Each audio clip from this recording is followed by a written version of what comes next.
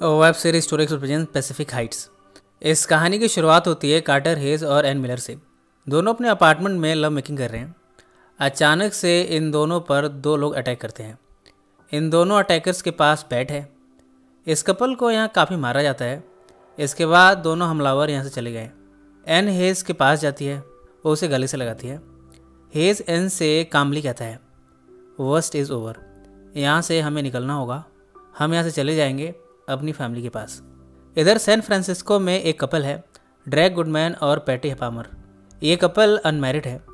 इन्होंने यहाँ 19th century के एक्सपेंसिव पॉलीक्रोम हाउस को परचेज़ किया है। यह हाउस पैसिफिक हाइट्स के नेबरहुड में बसा हुआ है।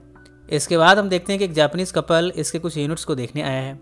इस वेटरनबीज जापानीज़ कपल को 2 अपार्टमेंट पसंद आए हैं। $1000 पर मंथ पर रेंट तय हुआ है।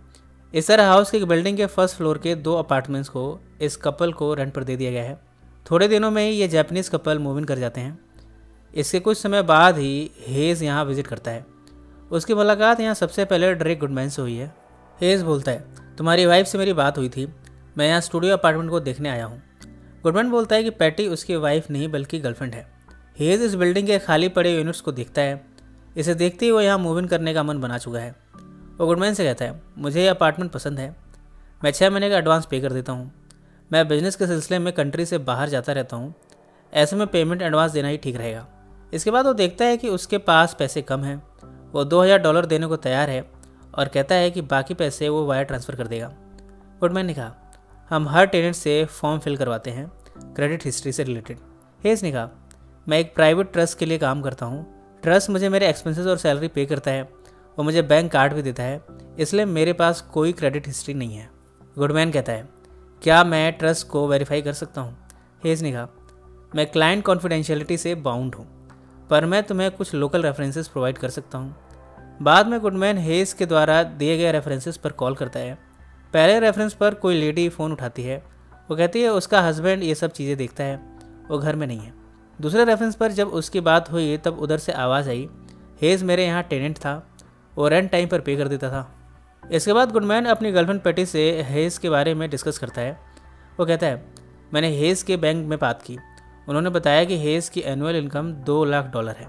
पैटी भी गुडमैन की बातों से कन्विंस होकर हेज़ को अपार्टमेंट रेंट देने को राज़ी हो गई है।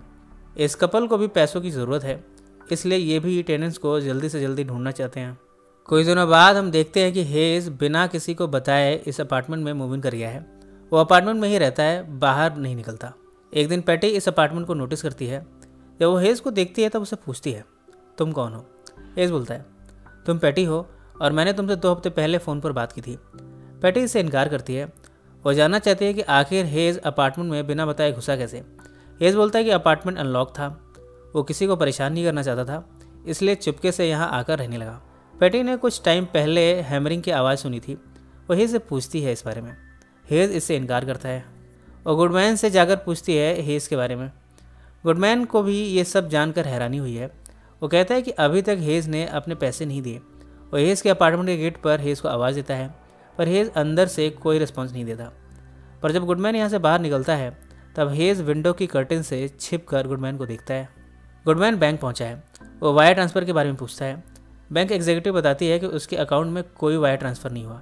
गुडमैन वापस अपार्टमेंट आकर डोर पर नॉक करता है। इस बार कोई दूसरा शख्स बाहर आया है। वो बोलता है, मैं हेज़ का गेस्ट हूँ, मेरा नाम गैरी है। हेज़ फ्राइडे को वापस आएगा। जापानीज़ कपल जब वॉल में कील लगा रहे थे तब उन्हें इलेक्ट्रिक शॉक लगा है। गुडमैन और पैटी उनकी हेल्प करने आते हैं। अचानक से लाइट चली जाती है। पैटी चेक करने जाती है। वो देखती है कि हेज़ अपनी कार में बैठा हुआ उसे देख रहा है। वो डर जाती है। वो दौड़ते हुए गुडमैन को बुलाने जाती है। जब वो गुडमैन को लिए यहाँ पहुँची है तब हेज़ अपनी कार से यहाँ से भाग गया। गुडमैन को रियलाइज़ हुआ है कि हेज़ ने अपार्टमेंट का लॉक बदल दिया है। अक्सर हेज़ के अपार्टमेंट से हैमरिंग और ड्रिल की आवाज़ें आती हैं। ये आवाज़ें दिन रात घंटों तक सुनाई देती रहती हैं, पर गेट पर कोई आंसर करने नहीं आता। फाइनली गुडमैन ने स्टेप लेते हुए हेज़ के अपार्टमेंट की इलेक्ट्रिसिटी को काट दिया।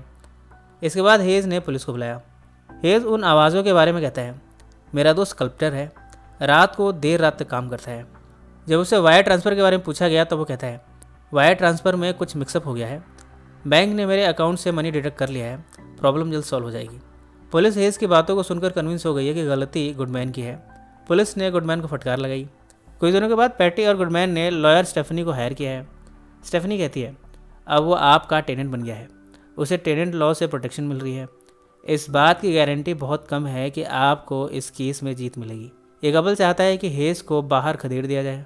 स्टेफनी ने कहा लॉ ऐसे काम नहीं करता, हमें कोर्ट में अपना पॉइंट रखना होगा। कोर्ट की तरफ से जब नोटिस भेजा जाता है तब गैरी गेट को खोलकर इसे लेने से इनकार कर देता है। धीरे धीरे गुडमैन और पैटी को बैंक का लोन पे करने में प्रॉब्लम आने लगी है। इसके लिए वो रीड से भी मुलाकात करते हैं। कुछ दिनों में हम देखते हैं कि हेज ने घर में कॉकरोचेस भर दिए हैं। इन सब से परेशान होकर जापानीज़ कपल यहाँ से मूव आउट कर गया है। अब गुडमैन और पैटी को पैसों की प्रॉब्लम और भी बढ़ गई है। उनका कर्जा बढ़ता ही जा रहा है। यहाँ पे पता चलता है कि पैटी प्रेग्नेंट है। स्ट्रेस के कारण गुडमैन ने ड्रिंक करना शुरू कर दिया है, जबकि इन सब में पैटी का मिसकैरेज हो गया। हेज इस कपल की हालत जानकर शोक जताने पहुंचा है। वो कहता है अगर तुम दोनों को हेल्प चाहिए तो मैं करने को तैयार हूँ। यहाँ गुडमैन गुस्से में हेज पर अटैक करता है। तभी यहाँ पुलिस आकर गुडमैन को अरेस्ट कर लेती है। यहाँ में पता चलता है कि हेज ने पहले ही पुलिस को फ़ोन करके बुला लिया था। उसे अच्छी तरह मालूम था कि गुडमैन उस पर अटैक करेगा। गुडमैन ने हेज पर जो असोल्ट किया, उसने हेज को अच्छा मौका दिया है उसके अगेंस्ट केस फाइल करने का। इन सब से गुडमैन और पैटी अनजान हैं। हेज ने गुडमैन के खिलाफ रिस्ट्रेनिंग ऑर्डर भी निकलवाए हैं। इसके तहत अब गुडमैन इस बिल्डिंग में नहीं जा सकता। एक बार गुडमैन इस बिल्डिंग में एंटर करता है, हेज उसे स्टॉक करता है। वो पैटी को हैरेस करता है। यहाँ उसका प्लान है कि गुडमैन पैटी को बचाने आएगा। इससे हेज ये साबित कर पाएगा कि रिस्ट्रेनिंग ऑर्डर के बावजूद गुडमैन इस बिल्डिंग में घुसा। हेज का प्लान सक्सीड कर गया। गुडमैन पैटी को चेक ऑन करने जाता है। हेज गुडमैन को कन्फ्रंट करता है। यहाँ उसे शूट कर देता है और यहाँ क्रोबार भी प्लांट करता है जिससे वो किसी भी क्रिमिनल चार्जेस से बच जाए। गुडमैन को हॉस्पिटल पहुँचाया गया है। हेज के एविक्शन केस में अब अथॉरिटीज़ इन्वॉल्व होती हैं। वो हेज के अपार्टमेंट में फोर्स एंट्री लेती हैं, पर अब तक हेज यहाँ से गायब हो चुका है। पर जाने से पहले वो अपार्टमेंट को डिस्ट्रॉय करके गया है। सारे अप्लायंसेस, लाइट फिक्सर्स, वुड पेंडलिंग, यहाँ तक कि टॉयलेट को भी डिस्ट्रॉय कर दिया है। कुछ समय बाद इस अपार्टमेंट में पैटी पहुँची है। वो इस डिस्ट्रॉयड अपार्टमेंट की क्लीनिंग कर रही है। यहाँ उसे एक इम्पॉर्टेंट क्लू मिला है। उसके हाथ हेज की एक पुरानी फ़ोटोग्राफ लगी है। हेज तब काफ़ी यंग था। फोटोग्राफ के पीछे नाम लिखा है जेम्स डैनफोर्थ। पैटी ये आइडिया लगाती है कि ये हेज का रियल नेम है। वो बेनेट फिडलो को फ़ोन लगाती है। बेनेट फिडलो का नाम हेज ने रेफरेंस के तौर पर दिया था। यहाँ में पता चलता है कि फिडलो टेक्सास का अटॉर्नी है। फिडलो बताता है कि डैनफोर्थ ने पास्ट में बहुत सी क्रिमिनल एक्टिविटीज़ की हैं। उसकी फैमिली ने उसे डिसोन कर दिया था। कुछ दिनों बाद पैटी डैनफोर्थ के लास्ट नोन एड्रेस पर पहुंची है। ये एड्रेस डेजर्ट स्प्रिंग में एक कॉन्डोमिनियम है। यहाँ वो एन को देखती है। एन पैटी से बताती है हेज प्रॉपर्टी के फॉर्मर लैंडलॉर्ड का नाम है। यहाँ में पता चलता है कि डैनफोर्थ ने हेज की आइडेंटिटी अपनाकर हेज के कॉन्डोमिनियम का पोजीशन अपने नाम कर लिया था। इस पर रियल हेज ने 2 लोगों को हायर किया था। उन लोगों ने इन्हें काफ़ी मारा। ये सब हमें फिल्म के ओपनिंग सीन में दिखाया गया था। एन पैटी को डैनफोर्थ का पोस्टकार्ड भी दिखाती है। यह लॉस एंजलिस के सिटी सेंचुरी में एक होटल का लेटर हेड पर लिखा हुआ है। इस पोस्टकार्ड से पता चलता है कि डैनफोर्थ इस समय इसी होटल में है। पैटी इस होटल में पहुंची है। यहाँ वो पाती है कि डैनफोर्थ ने उसके बॉयफ्रेंड ड्रेक गुडमैन के नाम से चेक इन किया है। उसने अपना नाम यहाँ ड्रेक दिया है। यहाँ के स्टाफ के सामने वो ड्रेक की वाइफ के रूप में अपने आप को प्रेजेंट करती है और स्टाफ को कन्विंस कर लेती है। उसने ये पाया कि डैनफोर्थ ड्रेक के लीगल और फाइनेंशियल डॉक्यूमेंट्स को यूज़ कर रहा है। पैटी अपने बॉयफ्रेंड यानी रियल ड्रेक गुडमैन को फ़ोन लगाती है।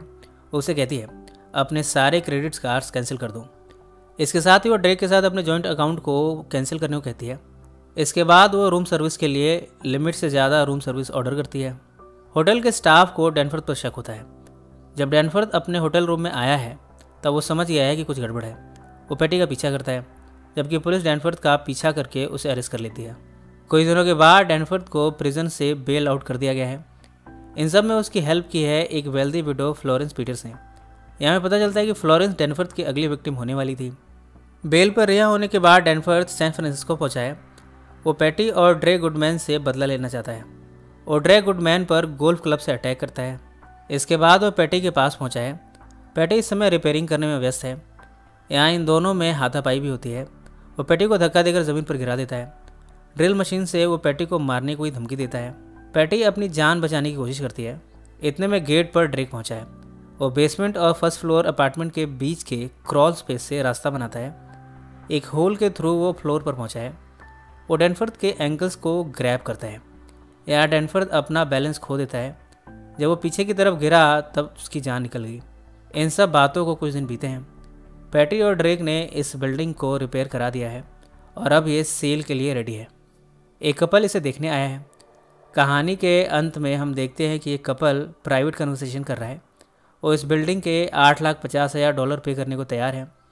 ये रकम उस रकम से $1,00,000 ज़्यादा है जिसे ड्रेक और पैटी ने ओरिजिनली पे किया था। इस अमाउंट से अब ड्रेक और पैटी की सारी फाइनेंशियल प्रॉब्लम ख़त्म हो जाएगी। ये कहानी आपको कैसी लगी कमेंट में ज़रूर मेंशन करें। सो फ्रेंड्स, फिर मिलेंगे ज़िंदगी के किसी नए मोड़ पर।